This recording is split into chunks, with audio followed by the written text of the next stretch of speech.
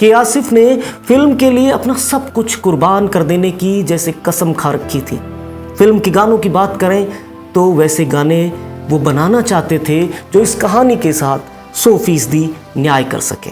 आसिफ बगावती तेवर के वो गाने चाहते थे जो पटकथा के अनुरूप लोगों में इस फिल्म के तिलिस्म को, इसके गानों के तिलिस्म को उन लोगों के बीच हकीकत मानने पर मजबूर कर दे। गाने लिखने के लिए शकील बदायूनी को बुलाया गया। शकील बदायूनी को के आसिफ की जुनूनियत का एहसास था। वो जानते थे कि एक लाइन भी के आसिफ को पसंद नहीं आई तो वो उनसे 10 साल तक गाने लिखवा सकते हैं, और शकील बदायूनी ने इस जिम्मेदारी से बारीकी से वो गीत लिखे जैसे संग तराश संगमरमर पर नक्काशी करता है। शकील साहब ने वो गीत लिखे जो हिंदी सिनेमा के आखिरी दिन तक अपनी रूहानियत, भाव, आवाज़ और लिखावट से सबको मदहोश करते रहेंगे। म्यूज़िक डायरेक्टर थे के आसिफ जैसे ही एक जुनूनी नौशाद साहब। के आसिफ और नौशाद साहब ने मिलकर फिल्म के 20 गाने बनाए। सबकी शूटिंग भी हुई, पर फिल्म की लंबाई बहुत ज़्यादा बढ़ जाने की वजह से फाइनल एडिट में कई गाने फिल्म से हटा दिए गए।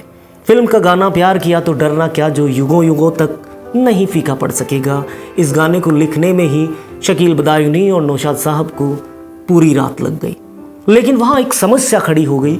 उसी जमाने की मशहूर फिल्म अनारकली भी बगल में शूट हो रही थी और उसकी कहानी भी कुछ हद तक ऐतिहासिक परिदृश्य में ऐसी ही होने वाली थी जैसी मुगले आजम थी। नौशाद साहब बोले कि दोनों फिल्मों में काफ़ी हद तक समानता है। उसका एक गाना रिकॉर्ड हुआ है जो मैं सुन चुका हूँ। अगर हमारा गाना भी उसी के जैसा होगा तो ये नकल जैसा लगेगा। क्यों नहीं कि हम हमारे गाने की सिचुएशन बदलें। कि आसिफ ने नौशाद साहब की बात मान ली। काम फिर से शुरू हुआ। कि आसिफ ने सीन की सिचुएशन बदली। शाम होते ही शकील बदायूनी एक कालजयी गाने को लिखने के लिए कलम कागज़ लेकर खुद को अपने राइटिंग रूम में बंद कर लेते हैं। उनके साथ नौशाद साहब भी मौजूद थे।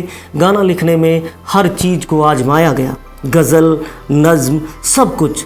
शकील बदायूनी ने 12 से ज़्यादा मुखड़े लिखे, लेकिन उससे पहले बार बार लिखकर फाड़ी गई पर्चियों से कमरे में कागजों का अंबार लग गया। नौशाद साहब को भी एक गीत याद आया जो उन्होंने अपने बचपन में सुना था। ये एक पूर्वी गीत था जिसका मुखड़ा था प्रेम किया का चोरी करी। शकील साहब ने इस गाने को बहुत पसंद किया और उसे अपनी लेखनी में जादुई अंदाज से लिखा। वो शब्द अब शकील बदायूनी की कलम से निकलने लगे। प्यार किया तो डरना क्या, प्यार किया कोई चोरी नहीं की। गाना खत्म हुआ तो सवेरा हो चुका था, पर अब इस गाने की शाम कभी नहीं होगी। फिल्म में एक ठुमरी भी है। कृष्ण जन्माष्टमी का मौका है। महारानी जोधा के सामने एक गीत को परफॉर्म किए जाने का एक सीक्वेंस है। यकीन मानिए कि आप मधुबाला के डांस और गीत की मधुरता को पूरे जीवन नहीं भुला पाएंगे। गीत है मोहे पनघट पे नंदलाल छेड़ गयो रे। इस गाने का भी एक किस्सा है। मधुबाला क्लासिकल डांस में माहिर अदाकारा नहीं थी, इसलिए उनके डांस को कोरियोग्राफ करने के लिए भारत के सबसे बड़े नृतक या यूं कहें कि सबसे बड़े डांसर लच्छू महाराज को बुलाया गया। लच्छू महाराज ने सबसे पहले लता जी की आवाज़ में गाई ये ठुमरी सुनने की इच्छा जाहिर की, और ठुमरी मोहे पनघट पे नंदलाल छेड़ गयो रे सुनते वक्त लच्छू महाराज रोने लगे। कि आसिफ ने नौशाद साहब को पूछा आखिर ये क्या माजरा है, तो नौशाद साहब ने आसिफ को बताया कि लच्छू महाराज के पिता वाजिद अली शाह के दरबार में थे और ये अस्थाई उन्हीं की है। मतलब ये हुआ कि लच्छू महाराज के पिताजी की ठुमरी मैंने हमारी फिल्म में काम ली है। अब बारी थी मधुबाला के नृत्य की। लच्छू महाराज ने मधुबाला को कथक सिखाया और मधुबाला का डांस अमर हो गया। आप अंदाज़ा भी नहीं लगा पाएंगे कि मुगलिया काल में ठुमरी अस्तित्व में ही नहीं आई थी, लेकिन के आसिफ और नौशाद साहब ने दर्शकों को ये मानने पर मजबूर कर दिया कि ये उसी दौर का गीत है। दरअसल ठुमरी को वाजिद अली शाह ने ही मशहूर किया था और ये 19वीं सदी का काल था। ऐसा नहीं था कि ये गाने संगीत, नृत्य और अपने बोल की वजह से ही खास थे, बल्कि प्यार किया तो डरना क्या में नौशाद साहब को गाने में गूंज चाहिए थी और उस ज़माने में इको इफेक्ट नहीं हुआ करते थे, तो लता मंगेशकर जी को ये गीत बहुत बार ओवरलैप करके गाना पड़ा। दरअसल लोग ये मानते रहे कि लता ने ये गाना इको की वजह से बाथरूम में गाया था, लेकिन खुद लता जी ने ये स्वीकार किया कि ये गाना बाथरूम में उन्होंने नहीं गाया था, बल्कि उन्होंने इस गाने में कई पंक्तियों को कई बार ओवरलैप करके गाया था।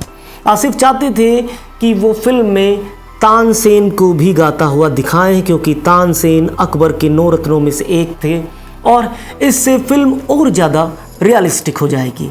कि आसिफ ने पूछा कि गाना तो होगा लेकिन गाएगा कौन नौशाद जी। नौशाद साहब ने कहा बड़े गुलाम अली खान ही तानसेन की आवाज़ बन सकते हैं, लेकिन वो फिल्म के लिए गीत नहीं गाते। कि आसिफ ने कहा नौशाद साहब आप उसकी चिंता मत करो, वो मैं देख लूँगा, आप तो उनसे बात करो।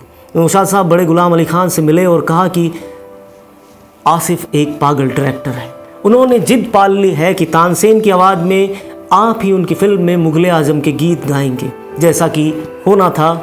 बड़े गुलाम अली खान साहब ने गाने से साफ इनकार कर दिया, लेकिन आसिफ नहीं माने और कहा कि गाना तो आप ही को गाना पड़ेगा। नौशाद को एक तरफ ले जाकर बड़े गुलाम अली साहब ने कहा ये क्या पागल आदमी है, मैंने मना कर दिया फिर भी ये मान नहीं रहा, मैं इससे इतने पैसे मांग लूँगा कि कभी दोबारा मुझसे गंवाने का ये नहीं सोच पाएंगे। खान साहब ने कि आसिफ से कहा कि वो 25,000 रुपये फ़ीस लेंगे और आसिफ जवाब में कहते हैं कि ये बहुत ही कम फ़ीस है, आप तो इससे ज़्यादा के हकदार हैं। इस तरह बड़े गुलाम अली खां को भी गाना पड़ा। अंदाज़ा लगाइए उस ज़माने में मोहम्मद रफ़ी और लता जी को भी एक गाने के 500 से 1,000 रुपये तक की फ़ीस मिलती थी। आसिफ में बला की जिद तो थी ही, वो बेहद बारीकी से काम करते थे। Please subscribe and don't forget to press the bell icon to get notified whenever we upload a new video.